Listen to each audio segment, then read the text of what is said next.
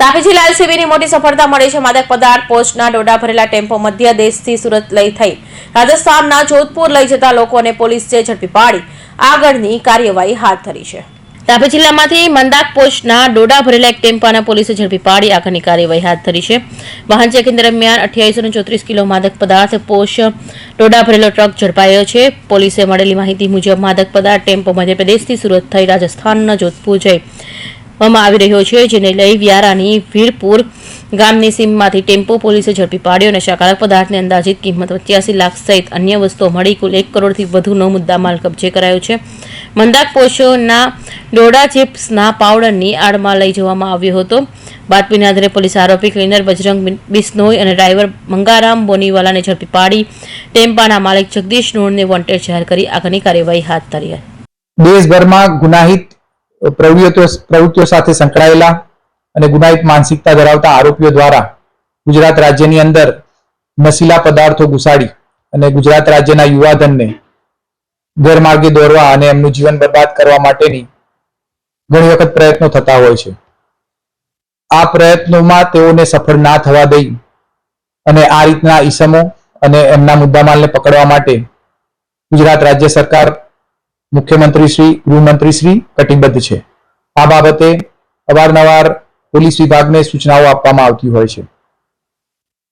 ગુજરાત પોલીસના માન્ય ડીજીપી સાહેબ અને સુરત રેન્જના વડા તરફથી આ રીતના ઈસમોને પકડી પાડવા માટે તકેદારી રાખવાની પણ સૂચનાઓ આપેલી હોય છે।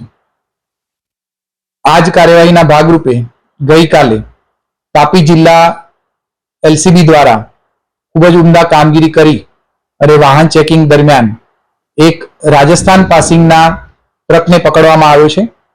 આ ટ્રકમાંથી ચેક કરતા જીપ્સમ જેવા પાવડરની આડની અંદર પોસ્ટ ડોડા કે જેનો ઉપયોગ અફીણ જેવા પદાર્થ બનાવવા માટે થતો હોય છે, તેના કુલે 2834 કિલોગ્રામ જેટલો જથ્થો પકડી પાડવામાં આવેલો છે। આ પોસ્ટ ડોડાની કિંમત માર્કેટમાં 3000 રૂપિયા કિલો પ્રમાણે ગણાતી હોય છે, એટલે કે કુલે 85,03,200 નો મુદ્દામાલ પકડવામાં આવ્યો છે અને કુલ આ ટ્રક અને જીપ્સમ તમામ મુદ્દામાલ લગભગ 1 કરોડ રૂપિયા જેટલો મુદ્દામાલ પકડવામાં આવ્યો છે। આ સાથે ટ્રકના ડ્રાઈવર અને ક્લીનર્સ બંને સાથે હતા। પોલીસની આ કાર્યવાહી દરમિયાન પોલીસને અંધારામાં રાખી અને એના ડ્રાઈવર છટકીને ભાગી ગયેલા છે, પરંતુ એમના ક્લીનર ને પકડી પાડવામાં આવેલા છે। ક્લીનરની પૂછપરછ કરતા તેઓ પોતાનું નામ બજરંગ જણાવે છે અને તેઓ મૂળ રાજસ્થાન જોધપુરના રહેવાસી છે અને તેમની સાથેના ક્લીનર તરીકે તેમની સાથેના ડ્રાઈવર તરીકે મંગારામ નામનો ઈસમ ડ્રાઈવર તરીકે હતો, તેને આ ગુનાની અંદર વોન્ટેડ બતાવવામાં આવેલો છે અને આ ટ્રકનો જે માલિક છે એ જગદીશ આ તમામ રહે જોધપુર છે, તેમને પણ આ ગુનાની અંદર વોન્ટેડ બતાવવામાં આવેલો છે।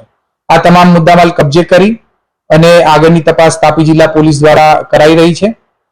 આ ટ્રક પ્રાથમિક પૂછપરછની અંદર મધ્યપ્રદેશથી લાવી અને વાયા સુરત થઈ અને રાજસ્થાન ખાતે જનાર હતો, પરંતુ ખરેખર કોણે આ મંગાવેલો હતો, કોણે મોકલાવેલો હતો તે વધુ તપાસ આજ પછી કરવામાં આવશે।